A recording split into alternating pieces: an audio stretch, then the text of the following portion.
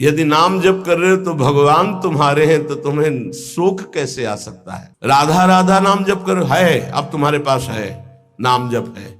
निरंतर जो नाम जप करता हुआ मालिक से प्रार्थना करता रहता है। स्वामी जी किसी गुरु परंपरा को नहीं काटे। स्वामी जी के शब्द थे उस बनावटीपन के लिए, परम कल्याण ना हो जाए तो बताना, गुरु के बिना मुक्ति। गुरु बनाने की जरूरत नहीं, वचन सुनो, मानो और जाओ। भले कीर्तन हो रहा है, भजे भजन हो रहा है, लेकिन जिसमें माताएं बहनें नृत्य कर रही, बैरागी को देखने की जरूरत नहीं है। फिर और नौटंकी तमाशा और सीरियल और वेब सीरीज इनकी तो जरूरत नहीं है। चाहे जितने स्मार्ट बनो, माया से ज्यादा स्मार्ट नहीं हो। वैसी स्मार्ट गिरी में फंसा देगी तुम्हें, ये सारी स्मार्ट गिरी चली जाएगी। किसी बाहरी साधक से पूछा कि मोबाइल में आप, बोले बस गेम खेल लेते हैं। अरे यार, गेम खेलना है तो नाम का गेम खेलो, मंत्र का गेम खेलो, हाँ वाणी जी का पूरा गेम खेलो। क्या शुरू करो उल्टा चतुरासी जी। इसलिए एकांत में भजन बहुत जरूरी है। इतना भजन कर लो कि तुम्हारे हृदय में मौत का डर खत्म हो जाए। मरने से जो डरने का भय है वो खत्म हो जाए, तब जानो कि अब हमारा थोड़ा भजन रंग लाया है। कभी भी इन भोगों की हानि हो जाने पर मुख म्लान करके उदास निराश मत हो, क्योंकि ये कोई लाभ नहीं था जिसे तुम हानि मान रहे हो कि वो वस्तु नष्ट हो गई, धन नष्ट हो गया, हमें तो सबने छोड़ दिया, हमारा तो उपहास करते। कुछ नहीं, ये लाभ ही नहीं था। यदि नाम जप कर रहे हो तो भगवान तुम्हारे हैं, तो तुम्हें शोक कैसे आ सकता है। नहीं, यहां मना कर रहे, हृदय मुख म्लानी निकृद्धा निबुद्धि। ऐ बुद्धिहीन, किसी भी हानि में तो उदास मत हो। ये कोई हानि है? तो बोले हानि फिर किसे कहते हैं? बोले हानि हरिवंश के नाम अंतर परे। अगर आप राधा राधा जप रहे हो, कृष्ण कृष्ण जप रहे हो, श्री हरिवंश राधा वल्लभ श्री हरिवंश, कोई भी हानि हो गई, उदास होने की जरूरत नहीं है। मेरे स्वामी ने एक सेकंड में पलक झपकते अनंत ब्रह्मांड रच दिए। वो जब जैसा चाहेंगे कर देंगे। जोई जोई प्यारो करे सोई मोहि भावे। मुझे निराश या मुख म्लान करने की जरूरत नहीं। देह स्त्री वित्र पुत्रादिशु नहीं, बहुत पवित्र बात करे। देह तुम्हारी और स्त्री और पुत्र और वित्त अर्थात धन पुत्र स्त्री शरीर ये तुम्हारा न, ये नहीं है तुम्हारा। नहीं, कैसे नहीं है? तो सब फाइनल में आओ। ये शरीर जाएगा तुम्हारे साथ? नहीं। पत्नी नहीं, पुत्र नहीं, बैंक बैलेंस नहीं। तो कह रहे देह स्त्री वित्त पुत्र आदेश नहीं। इसलिए मम धीर मित्र बुद्धि, अपनी बुद्धि को बचाओ, इनसे ममता ना होने पावे, इनमें भगवत भाव करो। स्वशत्रुष पीड़ायाम समन्तात, कोई कितनी भी पीड़ा दे उससे दुश्मनी ना होने पावे। क्यों? क्योंकि मुझे भगवत प्राप्ति करनी है ना। और भगवत प्राप्ति उसी को होती विश्व में जिसका एक भी दुश्मन नहीं होता। ध्यान दो, ये जन्म बहुत दुर्लभ है। कितना एक एक बात को एकदम अलग अलग करके बता रहे हैं। तुम्हारे पास धन है, स्त्री है, पुत्र है, मकान है, बड़े मित्र हैं, फाइनल में तुम्हारे पास कुछ नहीं है। राधा राधा नाम जप करो, है अब तुम्हारे पास है, नाम जप है। साधु संग, हाँ ये तुम्हारे पास है। वाणी गायन, हाँ ये ठीक है। दूसरों की परोपकार भरी सेवा, हाँ है तुम्हारे पास संपत्ति है, ये जाएगी आपके साथ। मम धी माने बुद्धि, मम माने मेरा। इनको कभी मेरे भाव से स्वीकार मत करो कि मेरी पत्नी, मेरा पुत्र, मेरा धन, मेरा मकान। तुम्हारा शरीर भी तुम्हारा नहीं है, ये छूट जाएंगे यही। तो क्या भाव करें इनसे? भगवत भाव। इनमें जो पावर है वो सब में भगवान बैठे हैं। ऐसा भाव करोगे तो ये भाव तुम्हारा उद्धार कर देगा, संसार में फंसने नहीं देगा। और स्वशत्रुष पीड़ायाम समन्तात, शत्रु भाव रखकर कोई हमसे कितनी भी हमें पीड़ा दे, हमको उससे शत्रु भाव नहीं होने देना, क्योंकि मुझे भगवत प्राप्ति करनी है। अगर एक से भी शत्रु भाव हो गया तो भगवत प्राप्ति में बाधा पड़ जाएगी। ये पक्की बात सो। अगर कोई तुमसे दुश्मनी करता है, यद्यपि बहुत कठिन है कि वो सामने से कटु वचन बोले, हम हाथ जोड़ के निकलना पड़ेगा, क्योंकि तुम्हें महान पद में जाना है, तो हाथ जोड़ना पड़ेगा तुम्हें। फिर और बड़े बड़े पद, और ये तो परम पद है, इसमें पूरे विश्व का वोट चाहिए। हरिवंश नाम लीन जे अजात शत्रुते सदा, प्रपंच दंभ आदि दे तहां कछु न पेखे। सेवक जी महाराज कह रहे हैं अगर भगवत प्राप्ति करनी है तो पूरे विश्व में कोई भी एक शत्रु नहीं, शत्रु पैदा ही नहीं हुआ। अजात शत्रु भक्त होता है, उसका शत्रु ही नहीं, तो क्या उसकी दुश्मनी या कोई उससे द्वेष नहीं करता, कोई उसको गाली नहीं देता, कोई अपमान नहीं करता? नहीं होता, रोज होता है, पर उनमें भगवत भाव किया जाता है। मेरे प्रभु क्यों वो तो ऐसी बात कर रहा है, ऐसी चेष्टा कर रहा है, ऐसे ऐसे नहीं। 100 रूप में प्रभु आकर के सैकड़ों रूप में प्रणाम करके सम्मान बढ़ा रहे, तो 2-4 रूप में आकर उसका बैलेंस ठीक कर रहे हैं। बड़े कृपालु हैं। अगर आपको गुस्सा आ गया तो आपने प्रणाम का भोग स्वीकार किया है, तो फिर आपका परमार्थ रुक जाएगा। क्या बात है, कितना सुंदर भजन है, कितना इनका यश है, कितनी कीर्ति। एक तो ये हुआ, और दूसरा ये हुआ गाली गलौज अपमान, ऐसी मुद्राएं जो क्रोध भरी, जो द्वेष भरी। तो ये ना जाए कि गाली गलौज करने लगे, लड़ने लगे, आपका परमार्थ रुक जाएगा। वो चाहते ही हैं माया के पार्षद कि आप थोड़ा बोलिए, आप थोड़ा लड़िए उनसे। नहीं लड़ना, क्या करना है, और हाथ जोड़ के सर झुका के निकलना है। कल कुछ प्रेमी जन आए हुए थे संत वेश, तो उन्होंने कहा कि यदि हमारे गुरु को कोई निंदा करता है तो फिर हम उसके साथ क्या व्यवहार करें? आप कहते सब में भगवत भाव करो, क्या उसमें भी भगवत भाव करें? तो देखो ईमानदारी से देखो, तो क्या उसमें भगवान नहीं है क्या? आप ना तो नहीं कर सकते ना। जब सर्वम खलमिदम ब्रह्म, जब वासुदेवा सर्वम, तो उसमें भी तो है। हमको क्या करना है? पहले उसमें भगवत भाव करना, अपने को सोचना है कि मेरी गुरु निष्ठा की यहाँ परीक्षा ली जा रही, मेरे गुरुदेव की अवहेलना और निंदात्मक वचन बोल करके भगवान मेरी गुरु निष्ठा की परीक्षा ले रहे हैं। जैसे पार्वती जी के पास सप्तऋषियों को भेजा था, ऐसे मेरे पास इस निंदक को भेजा है। तो निंदक को प्रणाम किया और दूरी बना लिया, और अंदर से प्रसन्न रहे कि हे गुरुदेव, आपकी निष्ठा में कोई फर्क नहीं पड़ेगा, आप परीक्षा लेके देख लो। वो गुरुदेव का भेजा हुआ परीक्षक है हमारा, वो गुरुदेव का निंदक नहीं है। जैसे सप्तऋषियों को महादेव जी ने भेजा पार्वती जी के पास, अरे मुंडों की माला धारण करते हैं, चिता की भस्म लगाते हैं, इसके लिए तुम तपस्या कर रहे हो? ना उनके घर है, ना द्वार है, बरगद के पेड़ के नीचे रहते हैं, अरे उदासीन रहते हैं। ऐसे दूल्हे की क्या जरूरत? दूल्हा दिलाए हम वैकुंठनाथ, जहाँ बड़े बड़े पार्षद भगवान की सेवा में लगे हुए लक्ष्मी जी चरण चाप रही। पार्वती जी को गुस्सा आया था क्या? नहीं, उन्होंने कहा कि आप बढ़िया उपदेश कर रहे हैं, माना कि महादेव अवगुण भवन, माना आपकी बात, विष्णु सकल गुण खान, ये भी माना, लेकिन जाकर मन जेसन रमे ते ही सन, हमने तो वर्ण कर लिया है भगवान शिव को, कोटि जन्म लगर हमारी बरों शंभुनता रहो को। क्या निष्ठा माता जी ने प्रकट की। मैंने तो वर्ण, आप जो कह रहे हो ठीक है, ऐसे ही होना चाहिए गुरु निष्ठा कि आप जो कह रहे हो आपकी बुद्धि, मेरे तो परब्रह्म है अंदर, उससे बोलना नहीं, अंदर मेरे तो परब्रह्म परमात्मा है। फिर हम ना उसकी बात सुनते हैं, ना उसकी तरफ देखते हैं, ना उससे द्वेष करते हैं। स्वाशत्रुष पीड़ायाम समन्तात सुखमती रमितानंद वृंदावनेस्तु, मैं सर्वदा सुख मगन रहूंगा, किसी से द्वेष नहीं करूंगा, किसी से अपनापन नहीं करूंगा, और वृंदावन का आश्रय लेकर प्रिया प्रीतम के प्रेम में मगन रहूंगा। जिसे प्रेम प्राप्ति करनी है, जो श्रीपाद प्रबोधानंद जी कह रहे हैं, एक बहुत बड़े महापुरुष कह रहे हैं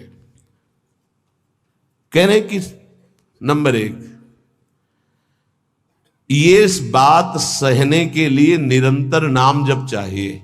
जो अभी तक आपने सुना, मोक्ष कड़ुआ लगने लगे, समस्त इंद्रियों भोग नरक के समान लगने लगे, समस्त भोगों में विष दिखाई देने लगे कि ये तो पूरे तीनों शरीरों को नष्ट करने वाला है, गंदा करने वाला है, और हृदय से हमारे कि इंद्रियों का जो विलास है ये तो नरक तुल्य है, लेकिन सिद्धियां भी ये माया का जाल है। नहीं चाहिए मुझे कोई सिद्धि, मुझे भगवत प्रेम चाहिए। भगवत प्रेम प्राप्त करने के लिए समस्त संसार की स्त्री शरीरों में जगदम्बा बुद्धि होना अनिवार्य है, और समस्त स्थिर और चेतन जड़ चेतन में भगवत बुद्धि होना अनिवार्य है।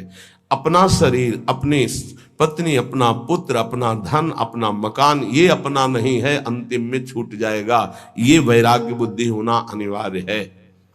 फिर भगवत भाव का प्रादुर्भाव तभी होता है जब पूरे संसार में किसी से भी हमारी दुश्मनी ना हो। अब ये सब कैसे होगा? तो बोले नंबर 1, निरंतर जो नाम जप करता हुआ मालिक से प्रार्थना करता रहता है। मालिक कौन? अपने इष्ट से, कि हे प्रभु मुझे ऐसी सामर्थ्य दो कि कोई भी विषय मुझे परास्त न कर पावे और पूरे संसार में मेरा किसी से भी द्वेष न हो। अद्वेष्टा सर्वभूतानाम, गीता जी भी कह रही, अद्वेष्टा सर्वभूतानाम, किसी भी भूत प्राणी के प्रति हमारा द्वेष दोष भाव ना हो। पहला, निरंतर नाम जप और प्रभु से प्रार्थना। इसमें लिखा है मालिक से प्रार्थना, अपने स्वामी श्री हरि से, इष्ट से प्रार्थना कि मुझे ऐसी सामर्थ्य। प्रार्थना में बहुत सामर्थ्य है। अरे बहुत सावधानी की जरूरत है। किसी के प्रति जरा सा भी दोष चिंतन, जो भजन जिनका एक तार चलता है, बड़ी बाधा खड़ी हो जाती है। श्री रूप गोस्वामी जी लीला चिंतन कर रहे हैं, उसमें दिखाई दिया कि प्रियाजू पुष्प चयन कर रहे, ये पुष्प, तो लालजू गोदी में उठा लिए, प्रियाजू ऐसे पुष्प का गुच्छा ले रहे, एक हाथ से डाल पकड़े हुए। लालजू ने देखा कि सुरक्षित डाल पकड़े प्रियाजू नजदीक की छोटी कुंज में, तो छोड़ दिया, तो प्रियाजू ऐसे और लालजू आनंदित हो रहे हैं। पूज्य श्री रूप गोस्वामी को भी हंसी आ गई कि लालजू को ऐसा विनोद सूझा। इस समय अत्यंत सुकुमार प्रियाजू डरप रही हैं। फिर लालजू ने अपनी गोद में ले लिया, फिर उनका शमन हुआ।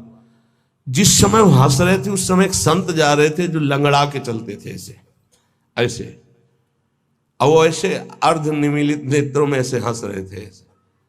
उनको दृष्टि गई कि अरे भगवान ने मुझे लंगड़ा बनाया है तो हंस रहे हैं। हम तो समझ रहे थे बहुत बड़े महापुरुष हैं और ये हमारी हंसी कर रहे हैं, ऐसा कैसे हो सकता है? हाँ ना, हमारा प्रारब्ध भोग है ना, हमारा पैर ऐसा है इसलिए हंसी का पात्र में। बड़े अंदर से दुखी हो गए, चले गए, लीला बंद हो गई उनकी। अब आप बताओ, उन्होंने सोचा नहीं, देखा नहीं, वो तो प्रिया प्रीतम को देख रहे थे। बड़े विकल हुए जब लीला बंद हो गई, तो फिर पूज्य श्री सनातन गोस्वामी से चर्चा की, क्योंकि दोनों महापुरुष की हमारी लीला बंद हो गई, तो उनका एक ही उपाय, वैष्णव अपराध बन गया। वो वैष्णव अपराध, किसी वैष्णव को अभद्र बोले या दुख पहुंचाए, ऐसा संभव ही नहीं। महाप्रभु चैतन्य देव की कृपा से ऐसा संभव ही नहीं है। कैसे ऐसे? उनका है तो वैष्णव अपराध। अब ये विचार हुआ कि कैसे जाना जाए, कि किससे अपराध बना, कैसे जाना जाए, जब किया ही नहीं प्रकट में तो जाना कैसे जाए? तो बोले कोई वैष्णव दुखी हो गया है तो वैष्णव सेवा की जाए, आसपास के जितने संत सबको निमंत्रण दिया जाए, पता चल जाएगा, सबकी जूठन पाई जाएगी, तो शायद पुनः अपराध कोई हुआ हो जाने अनजाने में तो उसका मार्जन हो जाएगा। ऐसा हुआ। आसपास के सब संतों को निमंत्रण दिया गया, वैष्णव। जे भी उनके पास निमंत्रण गया तो नाराज होके बोले, पहले तो उपहास करके हंसी उड़ाते हैं, फिर निमंत्रण देते हैं, हमें नहीं जाना। तुरंत सूचना है कि वो नाराज है। अरे तुरंत गए पूज्य श्री रूप गोस्वामी जी और कहा, प्रभु कब हमने आपका उपहास किया? तो उनका, आप प्रभु प्रभु आप कर रहे हो, उस दिन हम जा रहे थे और जैसे हमारा भगवान ने पैर ऐसा कर दिया तो झटका मार के चलते हैं, तो आप हंस रहे थे। तो उनका, मुझे तो याद ही नहीं कि आप कब निकले और हम कब हंसे। तो उन्होंने समय बताया कि अमुक दिन उस समय। अच्छा, तो उनका, प्रभु ऐसे बतानी नहीं चाहिए पर आप नाराज हैं इसलिए बता रहा हूं। प्रभु उस समय हम लीला देख रहे थे, प्रियाजू पुष्प चयन करने की, तो लालजू गोद में उठा के वो पूरी घटना बताई और कहा, अगर ऐसा भाव में हम हंस रहे तो आप उसी समय निकल रहे होंगे, आपको ऐसा लगा, तो प्रभु आपके लिए नहीं था, आप क्षमा कीजिए। वो तो प्रियालाल तो चरणों में गिरे जो दूसरे वैष्णव थे और कहा, अरे आप जैसे महापुरुषों के प्रति हमारा दोष भाव बन गया, क्षमा करो। वो राजी, तत्काल लीला प्रारंभ हो गई, तत्काल। अब आप विचार करो जब दोष नहीं है और वैष्णव दुखी हो गए तो लीला रुक गई। फिर अगर केवल स्वीकृति की हाँ ये गलत है, वो गलत कर रहे हैं तो भी हाँ गलत है, नहीं और भगवान की लीला भगवान जाने। नहीं आप बताओ कि ये गलत है कि सही, नहीं तो हम कोई जज है क्या? जिनके सारे हम चल रहे हैं उनके सारे वो चल रहे हैं, उनसे पूछो जाके, चले जाओ राधा राधा राधा। कभी किसी का फाइनल करने के नहीं, तस्मात् शास्त्रम तो तुम्हारा। ये बहुत सूक्ष्म विषय है, इसलिए वर्णन किया, बहुत सूक्ष्म विषय है, बहुत सावधान। नाम जापक भगवत प्रेम प्राप्ति के लिए इतनी सामर्थ्य जो अभी पीछे चर्चा हुई, उसके लिए निरंतर नाम जप और प्रभु से प्रार्थना कि किसी भी के प्रति हमारा तनिक भी दोष भाव न बनने पावे। प्रभु से प्रार्थना, वही सबके हृदय में बैठे हैं, वही आपको ऐसे सामर्थ्य देंगे। क्योंकि सृष्टि में आपके प्रति प्रतिकूल व्यवहार होगा, आपका उपहास करेंगे, आप नाना प्रकार के कटु वचन बोलेंगे, आपको सह जाना है, उनके प्रति कटु वचन नहीं करना, दोष भाव नहीं करना, नहीं अपनी भगवत प्राप्ति में बाधा आ जाएगी। ये सूक्ष्म विषय सब कोई नहीं समझ पाएगा, लेकिन उपासक जो भगवत प्राप्ति करना चाहते हैं, अपना भजन बचाना चाहते हैं, वो इस बात को अच्छे से पकड़े। दूसरा, जो दिनचर्या दी गई है उसमें आलस्य ना होना, भगवत प्रेम प्राप्ति या ऊंचाई पर चढ़ने के लिए जो दिनचर्या है, हमको ये नहीं देखना है कि अमुक साधक आता है कि नहीं आता है, अमुक नहीं आता तो हम भी नहीं आते हैं, ऐसा नहीं। अमुक की त्रुटि है, उसका सुधार करना चाहे तो कर सकता है, लेकिन आप सुधरे हुए हो तो आपको अच्छे आचरणों का अनुकरण करना है। आपको ऐसे आचरण नहीं करने हैं जिनसे हमारी दिनचर्या बाधित हो जाए। एक चीज और ध्यान रखना है, इसको बहुत विस्तृत रूप से समझा इसलिए रहे कि एक दिनचर्या है जिसके पास सेवा नहीं, गुरु सेवा, और एक दिनचर्या है जो गुरुजनों की सेवा में रहते हैं। उनसे हो सकता है जो भागवतिक दिनचर्या का आदेश दिया गया है वो ना हो, तो उनको असंतुष्ट नहीं होना, क्योंकि वो गुरु सेवा में है। सारी दिनचर्या का फल जो है वो गुरु प्रसन्नता है। तो अगर वो गुरु सेवा में, जैसे हमारी श्री जी की भोग सेवा में है, अब प्रातः बाल भोग से लेकर के शयन तक कितने भोग श्री जी को लगते हैं, अब उनमें उनको हो कि हमारी दिनचर्या तो नहीं। अब जैसे जो और हैं सेवा में है, बहुत से, कोई किसी सेवा में कोई किसी सेवा में, अब उनकी दिनचर्या वो माला लेके नहीं बैठेंगे। थोड़ी थोड़ी देर में जो दिनचर्याएं हैं, जो सेवाएं हैं, तो उनको इस बात का पश्चाताप नहीं करना कि मेरी दिनचर्या नहीं चल रही। वो तुम्हारी दिनचर्या गुरु प्रसन्नता के अंतर्गत है, उसमें नहीं सोच। और ये नहीं सोचना कि अब हम सेवा कर रहे हैं तो हमारा वो भजन तो हो नहीं रहा जो दूसरे माला से कर रहे हैं, तो पता नहीं मेरी गति क्या होगी, ये नहीं सोच। गुरु सेवा का एक प्रताप है, ये भी ध्यान रखना।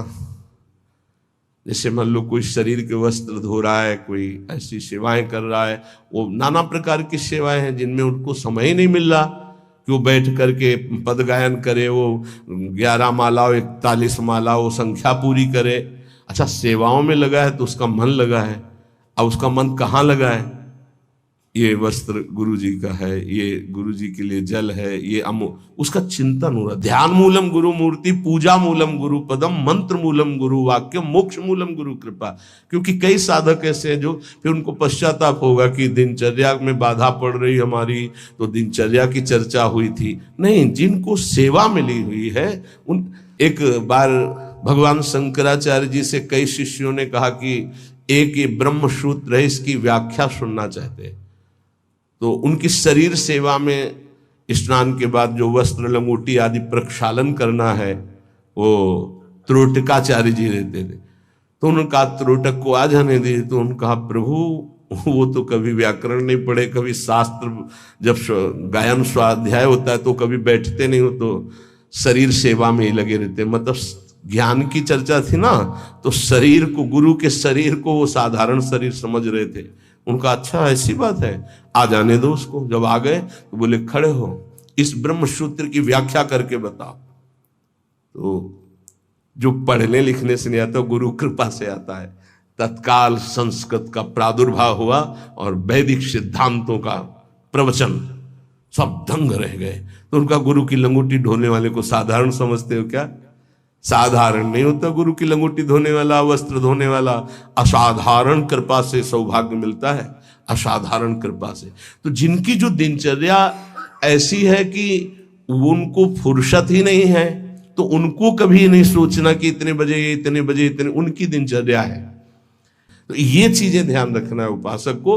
प्रमाद में हमें दिनचर्या में बाधा नहीं पहुंचानी, प्रमाद युक्त हमारी दिनचर्या नहीं होनी चाहिए। यदि गुरु सेवा, इष्ट सेवा में हमारी जो गुरु की अन्य साधकों के प्रति बताई हुई दिनचर्या उसमें बाधा पड़ती है, तो वो बाधा नहीं मानी जाएगी आपकी। दूसरा जो अभी वर्णन किया, गुरु प्रदत्त दिनचर्या में बाधा नहीं होनी चाहिए। बहुत बड़ी चीज है गुरु प्रदत्त दिनचर्या, बहुत बड़ी वस्तु है, बहुत बड़ी वस्तु। गुरु सेवा मिल गई तो लाडली जो अधीन हो गई पक्का। तीसरा, कुसंग से दूर रहना, ये बहुत जरूरी है, बहुत जरूरी है। रावण लंका में रहता था, लंका समुद्र के किनारे थी, समुद्र निर्दोष था, पर ऐसे दोषी का संग समीपता होने के कारण समुद्र को बांध लिया गया, समुद्र बांधा गया। जिसकी मर्यादा अपार है उसे मर्यादा पुरुषोत्तम ने बांध दिया। किस लिए बांधा गया था? क्योंकि रावण का पड़ोसी था। रावण का पड़ोसी होने के कारण समुद्र को बांध दिया गया। जो रही मुत्तम प्रकृति का कर सकत कुसंग, चंदन विष व्यापत नहीं लपटे रहत भुजंग।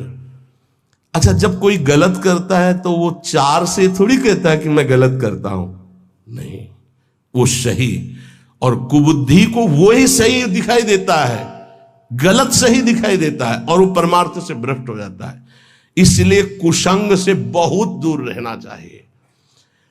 सत्संग और कुसंग का कैसे पहचान करोगे कि हमारा कुसंग हो रहा है, हमारा सत्संग हो रहा है या कुसंग हो रहा है, कैसे पहचान करोगे? तो संतों ने कहा है, जाके संग कुमति मति उपजय करत भजन में भंग। जिससे देह भाव पुष्ट होने लगे, भगवत भाव नष्ट होने लगे, वैराग्य भाव नष्ट होने लगे, राग पुष्ट होने लगे, भजन छूटने लगे, संसार अच्छा लगने लगे, नाम छूटने लगे और ध्यान अच्छा लगने लगे। गुरु से अश्रद्धा हो जाए, भक्ति से अश्रद्धा हो जाए, ये कुसंग का फल होता है। अच्छा, कुसंग का फल जब आपके ऊपर चढ़ेगा तो आपको नहीं लगेगा मैं कुसंग कर रहा हूं, नहीं तो ठीक हो जाओगे। सामने से महापुरुषों को लगेगा कुसंग कर रहा है, और वो जब कहते हैं तो उनको चिड़चिड़ाहट होती, मैं कहां कुसंग कर रहा हूं। नहीं नहीं, क्योंकि कुमति कभी स्वीकार नहीं करती कि मैं कुमति हूं। अगर स्वीकार कर ले तो सुमति आ जाए। कुसंग से बचना चाहिए। पहला है निरंतर नाम जप करते हुए भगवान से प्रार्थना करना कि कभी किसी के प्रति हमारा दोष दर्शन न हो, शत्रुता का भाव न हो। दूसरा, गुरु प्रदत्त दिनचर्या का पालन करना, आलस्य बिल्कुल ना आने देना। तीसरा, कुसंग से बचना। और चौथा, उन ग्रंथों से, उन प्रवचनों से, उन किस्से कहानियों से, उन चित्रों से बचना चाहिए जिनसे हमारा भगवत भाव नष्ट होता है। जैसे कल एक प्रसंग में प्रश्नकर्ता कह रहे थे कि हमको उपदेश मिला है कहीं से, बस श्वासों के आने जाने पर ध्यान दो, बस इसी से परम पद मिल जाए। यार, श्वासें तो वैसे ही चल रही हैं, आने जाने के ध्यान का मतलब क्या रहा? श्वासों के आने जाने का ध्यान दो कि खाली तो नहीं जा रहे हैं। हर में राधा वल्लभ सी हरिवंश राधा राधा राधा। जैसे कल आपसे कहा था, नाम रूप लीला धाम से हटा दे वो कुसंग होता है। वो बेचारा, पर हमका थोड़ी श्रद्धा है हमारे प्रति। बोले श्रद्धा ही तो लाई है आपके पास। तो हमका आज से राधा राधा नाम जप कर और प्रभु का जो रूप ध्यान में तुम्हारे प्रिय लगे, राम रूप, कृष्ण रूप, हरि रूप, जो भी, तुरंत ध्यान कर, उनके ध्यान में लग।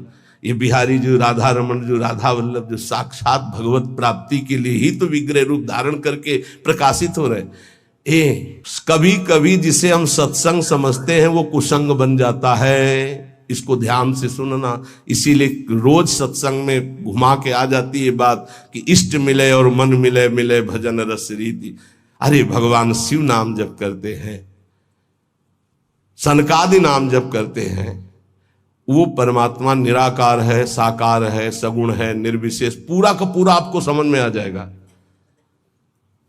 फिर उनको समझाया कि गुरुदेव साकार है कि निराकार, जो उपदेश किए थे। बोले साकार है। प्रणाम करते हो? हाँ। माला पहनाते हो? हाँ। तो गुरुदेव की पूजा हुई कि नहीं? बोले हाँ हुई। तो हमका गुरुदेव मूर्त है कि अमूर्त? बोले मूर्त। तो हमका मूर्ति पूजा हुई कि नहीं? बोले हाँ हुई। तो हमको फिर काहे परेशान हो? समझे में नहीं आता है। अरे भाई, बहुत संभल के शास्त्रों में जो लिखा उसको समझने के लिए बहुत पवित्र बुद्धि चाहिए। परमात्मा निराकार भी है। कैसे निराकार है? देखो, आकार खंबे का इसमें है कि नहीं? और जब भावना किया प्रहलाद जी ने कि है, तो निकल पड़ा ना नरसिंह रूप में, तो है ना साकार। वो निराकार रूप से सब जगह है, पुकारो तो साकार रूप होकर अभी दिखाई दे। वो साकार भी है और निराकार भी है। यहां जल है, इस वायुमंडल में जल है। देखो बोला कहां गीला हुआ। और एक मशीन है, जो उसको ऑन करके रखो तो एक कमरे में 3.5 लीटर 4 लीटर पानी 4-5 घंटे में निकल जाता है, और कमरे में कहीं बूंद नहीं है। मतलब जल है, वाणी है। वाणी का मतलब आकाश शब्द है, वायु है, अग्नि तत्व है, इन सब कुछ विराजमान है। लेकिन निराकार दिखाई दे रहा है ना? कहां दिखाई दे? सब साकार रूप में आ जाता है। वही साकार है, वही निराकार, कुछ अंतर नहीं। सबके हृदय में आकार, ये देखो बाहर, और अंदर बैठा हुआ है निराकार। और पुकारो तो आकार रूप के लेके आ जाएगा। राम, तो मर्यादा पुरुषोत्तम कमल नयन रूप धर करके वही आ जाए। वही रूप है, वही अरूप है। कोई अंतर नहीं। सब ज्ञान हो जाता है नाम जप से, सब ज्ञान। पर बचो ऐसे उपदेश से जिससे भजन ही न हो पावे। ऐसी ग्रंथ हैं ऐसे, जैसे भगवान श्री कृष्णचंद्र जी ने गीता जो लिखी है, आप भगवान की वाणी को अपने भावना के अनुसार समझ लिए, लेकिन संपूर्णतया तो भगवान ही समझावे तो समझ पाओगे ना। सोई जाने जे देव जनाई। निंदा स्तुति के विषय नहीं है, पर यह बात है कि पूज्य श्री स्वामी राम सुखदास जी महाराज इतनी सरल भाषा में गीता जी का स्वरूप प्रकाशित किया कि मुझे लगता है कि अपने जैसे मंद बुद्धि वालों को भी भगवान की दिव्य वाणी समझ में आए। स्वामी जी का अवतार इसी बात के लिए हुआ था, गीता जी के लिए, श्री स्वामी राम सुखदास जी, कि साधारण से साधारण आदमी गीता के गूढ़ शब्द को, राष्ट्र को जान जाए। इतना बड़ा विस्तार से अमृत दे दिया गीता जी के भाव का। और ज्ञानदेव जी महाराज, एकनाथ जी महाराज, आद्य गुरु भगवान शंकराचार्य, जो बहुत से बड़े बड़े महापुरुषों ने गीता जी की टीका, हमें लगता है वो इन महापुरुषों की टीका के बाद अब हमको और कौन सा ज्ञान जानना बाकी रहेगा। एक बार एक सेवकवाणी श्री दामोदर दास सेवक जी की, नए नए हम थे तो हमको किसी ने दिया था कि पढ़ना। महाराज जी को हमारा ये काम था गुरु जी से जांच करवाए बिना हम किसी, क्योंकि पता है कि जिस विषय के हमें तो हमारे प्रमाण लगे, तो उनका महाराज जी वाणी जी प्राप्त हुई, वो किसी और। महाराज जी ने जो देखा ऐसे वाणी ली, किसी की भी लिखी हुई ऐसे लो, और तुरंत ऐसे फूल में लपेटा, बोले जाओ यमुना जी पधरा के आओ।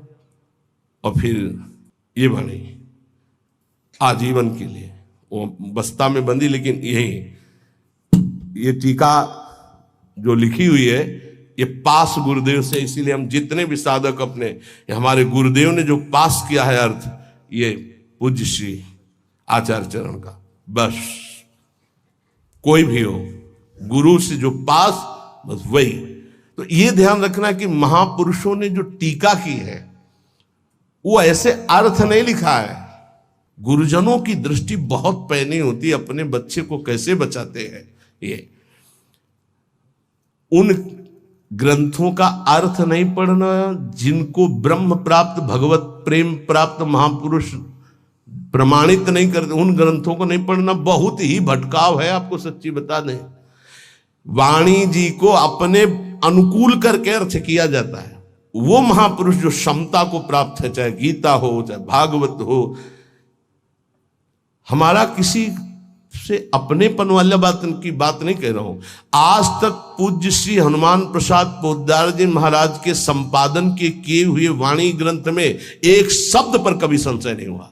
आज तक पूज्यपाद उड़िया बाबा के उपदेश में कभी एक शब्द पर संशय नहीं हुआ। पूज्य श्री स्वामी राम सुखदास जी महाराज के एक शब्द पर संशय नहीं हुआ। जैसे पूज्य स्वामी जी का एक छोटी सी पत्रिका निकली थी ग्रंथ में, गुरु के बिना मुक्ति। स्वामी जी ने जो कहा उसके अंतर की बात समझ लो। स्वामी जी ने के पास इतनी शिकायतें पहुंची, रोना धोना और बड़ा विचित्र कोटि का उस समय जिनके प्रति शिकायत हुई थी। तब स्वामी जी ने सभा में कहा था कि तुम जो सुन रहे हो, ये जगत गुरु श्री कृष्ण की वाणी सुन रहे हो, इसको मानो, इसी से तुम्हें परम पद मिल जाएगा। ऐसे बनाने की जरूरत नहीं है जहां ऐसी शिकायतें आ रही। स्वामी जी किस लक्ष्य को लेकर बोले थे? स्वामी जी किसी संप्रदायवाद को नहीं काटे, स्वामी जी किसी गुरु परंपरा को नहीं काटे। स्वामी जी के शब्द थे उस बनावटीपन के लिए, जो बनावटीपन से ठगा जा रहा है, लोगों के जो चित्तों की श्रद्धाओं का मर्दन किया जा रहा था। जब स्वामी जी के पास शिकायतें पहुंची तब स्वामी जी ने वो बात कही कि ये जगत गुरु की वाणी है गीता जी, इसको सुनो, स्वीकार करो, जाओ, परम कल्याण ना हो जाए तो बताना, गुरु के बिना मुक्ति। गुरु बनाने की जरूरत नहीं, वचन सुनो, मानो और जाओ। कोई एक शब्द में उसको घसीटो मत इधर उधर, सीधे जिस प्रसंग से महापुरुष बोले उस बात को समझना।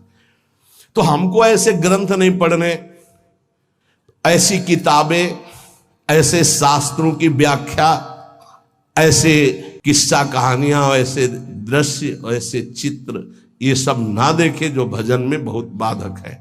पांचवा, किसी भी बहाने से जिसमें महिलाएं नृत्य करती हो वो दृश्य न देखे।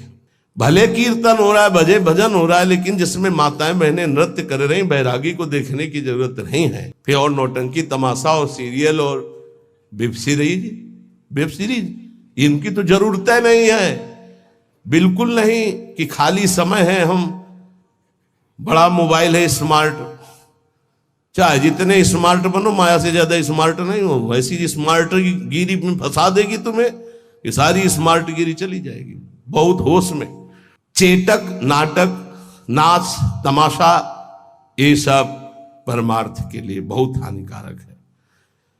किसी बाहरी साधक से पूछा कि मोबाइल में आप, बोले बस गेम खेल लेते हैं। अरे यार, गेम खेलना है तो नाम का गेम खेलो, मंत्र का गेम खेलो, हाँ, वाणी जी का पूरा गेम खेलो। क्या शुरू करो उल्टा चतुरासी जी, आज वह देखिए तो प्यारी रंग भरी, छाण दे माननी मान मन धरी, वो नागरता की उल्टा गेम खेलो। अभी देखो आंसू आने लगेंगे तो ये गेम खेलोगे। अगला सूत्र प्रेम प्राप्ति के, अपनी निरख परख स्वयं करते हुए गुरुदेव से जांच करा ले। अपनी अंतर की वृत्तियों को देख ले, जहां को संशय लगे तो जांच करवा ले कि ये वृत्ति सही है या गलत। जैसे बाहरी लोग आके कराते हैं, अब सबे खड़े ना हो जाए वहां जाके कि एकांतिक तुम वहीं से होने लगे। रोज सत्संग में यही तो जांच परख होती कि आप अपनी जांच कर लो। नहीं तो एक बार कहा कि अपनी दिनचर्या बना के आओ, तो इतने कागज आ गए। हम कहा कब तक हम इनको देखेंगे। दिनचर्या जांच, इंद्रियों का जब विषयों के प्रति आक्रमण होता है, एक वेग होता है, एक आकर्षण होता है, एक ऐसा जिसे तुम रोक नहीं सकते, उस समय तुम्हें जरूर संत संग में हो जाना चाहिए। उस समय बुद्धि काम नहीं करेगी। और जिस समय तुम्हारा केवल बुरा चिंतन बन रहा है, ये उस समय की बात है कि आक्रमण हो चुका है, अब तुम बच नहीं सकते। अब इसको संत संग से मिटाओ तुरंत, तुम अकेले नहीं मिटा पाओगे। और अगला जो है वो कह रहे हैं, जब तुम्हारा चिंतन गलत हो रहा तो नोच के फेंक दो, मिटा दो उस चिंतन को जो गंदा हो रहा है, नहीं तो आगे फिर वही दशा आ जाएगी। एकांत में इंद्रियां और मन साधक के ऊपर शासन करते हैं। उस समय साधक को अपनी इंद्रिय और मन की रखवारी करना है बस। इसलिए एकांत में भजन बहुत जरूरी है। 10वां, जैसे परीक्षार्थी परीक्षा की तैयारी करता है, ऐसे परमार्थी द्वंद्वों की तैयारी कर ले। मान अपमान, निंदा स्तुति, लाभ हानि, सुख दुख, ये आने वाले हैं, तुम्हें समान रहना है, तैयारी करो परीक्षा की। और ये परीक्षा जब होती तब आप समझ नहीं पाते कि आपकी परीक्षा हो रही, और समझने नहीं दिया जाएगा परीक्षा हो रही। कम से कम परीक्षा में तो बताया जाता है कि कल से पेपर शुरू है, सावधान, तैयारी कर लियो। अपने यहां परीक्षा बताई ही नहीं जाती, बाहर निकले से शुरू हो गई परीक्षा। अब तुम्हारे दिमाग में नहीं कि परीक्षा है, तो तुम उससे लड़ पड़े, फेल हो गए, नंबर कट गए। बिल्कुल हर समय कभी भी कहीं भी परीक्षा हो रही। ये बहुत बड़े महापुरुष हैं, कह रहे हैं कि जैसे परीक्षार्थी को अपनी परीक्षा की तैयारी करनी होती है, ऐसे परमार्थी को अपनी परीक्षा की तैयारी करनी। क्या? स्तुति, निंदा, मान, अपमान, लाभ, हानि, शत्रुता, मित्र, ये द्वंद्व आएंगे, आपको उत्तर देना इनका, तभी आपकी द्वंद्वातीत अवस्था आएगी। तैयार रहो, रोने की जरूरत नहीं, उसने हमको ऐसा कह दिया, उसने ऐसा किया, उसने। तैयार रहो, परीक्षा हो रही। पर उस समय याद नहीं रहता कि परीक्षा हो रही, और जिसको याद रहता है बच के निकल जाता है। बड़े बड़े महापुरुषों को ये परीक्षा देनी पड़ती है, बड़े बड़े महापुरुषों को, ये मत समझो। हाँ, ये द्वंद्व आएंगे, आपको इनकी परीक्षा देनी, परमार्थी हो। और 11वां, इतना भजन कर लो कि तुम्हारे हृदय में मौत का डर खत्म हो जाए, मृत्यु का डर खत्म हो जाए। 2 प्रकार का डर होता है, एक विचार डर होता है और एक होता है सहज डर। सहज डर सबको होता है। सहज डर जैसे अपने लोग सत्संग में एकदम कोई चीख दे, एकदम ऐसे हो, इसे सहज डर कहते हैं। ये बड़े बड़े ज्ञानियों को, जीवन मुक्तों को भी होता है, पक्का होता है। जैसे अभी कोई कीक एकदम निकले तो एकदम ऐसे हो जाएंगे, अरे सुरक्षित हो, कोई ऐसा नहीं। पर ये सहज डर है। और एक होता है विचार डर। भक्तों में, ज्ञानी महापुरुषों में विचार डर नहीं होता। यही बात जो यहां लिखी है, एक बार स्वामी मग्नानंद सरस्वती जी शैनपुर में बट वृक्ष के नीचे कर रहे थे, तो एक विरक्त महात्मा आए थे, ज्ञानी। तो उनका, स्वामी जी सहज डर कैसे हो सकता है? जब सहज स्वरूप में रहता है ज्ञानी, देह भाव में रहता नहीं, तो सहज डर कैसे हो सकता है? हम आपकी बात नहीं मानते। विचार डर तो होता ही नहीं, लेकिन सहज डर भी नहीं होता। कोई संसारी आदमी वो देह भाव से ऊपर उठे। महात्मा को चौकी लगाओ, वो बड़े सिद्ध पुरुष थे, बड़े, देखो जो भगवत प्राप्त होते बड़े मस्त रहते हैं, बड़े मौजे, उनको किसी की परवाह नहीं होती। एक मस्ती, ऊंची चौकी में बैठा ला, तो उनका कह रहे, नहीं महाराज आप नीचे बैठे हैं। बोले, आप इतना सुंदर ज्ञान की बात कहे, आपको चौकी ना मिले, विराजो। बैठ गए चौकी। और उनको क्या पता कि सिद्ध महापुरुष लीला हो रही। तो जो इस शुरू के, तो जो गीध है या जैसे चील है, ये बड़े पक्षी होते हैं। तो एक चील ऐसे बैठा बरगद की सूखी डाल पे, वो खर खर खर ऐसे करती, जो ऐसे आए वैसे हुए, चौकी के नीचे गिरे। चौकी ऐसे हुई, ऐसे गिरे। अरे भाई चौकी संभालो संभालो, बैठो बैठो महाराज। ये कौन सा डर था? बम तो नहीं गिरा है ना? अच्छा, डार गिर रही तो कोई बहुत बड़ी तो गिर नहीं हो, आप देहातीत महापुरुष, डर कौन सा था? हंस दिए। उनका अच्छा अच्छा अच्छा अच्छा, अच्छे तो थे ही। उनका अच्छा अच्छा, परीक्षा हो गई। बोले, इसे सहज डर कहते हैं, ये सबके ऊपर होता है। सहज डर सबको होता है, पक्का सहज डर। अचानक कोई आवाज हुई, सबको पता है, तो वो एकदम डर जाता है। वो डर नहीं है, वो सहज डर है। और एक है विचार डर। भक्त को विचार डर नहीं होता। तो कह रहे, इतना भजन करो कि मृत्यु का डर खत्म हो जाए। खत्म हो गया मृत्यु का डर, मरने से जो डरने का भय है वो खत्म हो जाए, तब जानो कि अब हमारा थोड़ा भजन रंग लाया है। सबसे पहले मृत्यु का भय खत्म हो। देख लो, परख लगाओ, मृत्यु का डर कैसे। अगर आज शाम तक डॉक्टर कहे कैंसर हो गया तो कैसा लगेगा? मृत्यु पर अगर विजय प्राप्त करनी है तो मृत्यु को याद रखना पड़ेगा। ये बात ध्यान रखो।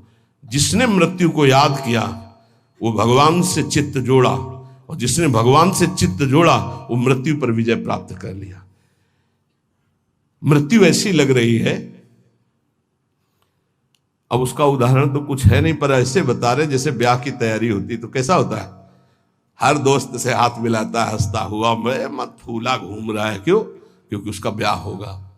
लौकिक उदाहरण परमार्थ में फिट ही नहीं होता।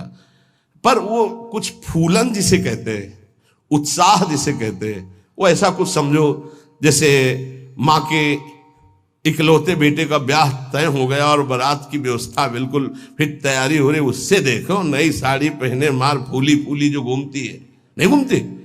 इससे असंख्य गुना सुख उस उपासक को होता है जिसको मृत्यु का डर खत्म हो जाता है भजन से। ये ऐसा कि जैसे कि कब वो दिन आएगा जब श्रृंगार करके हम अपनी प्रियाजू के पास होंगे और इस शरीर का व्यवहार खत्म प्रियाजू के पास।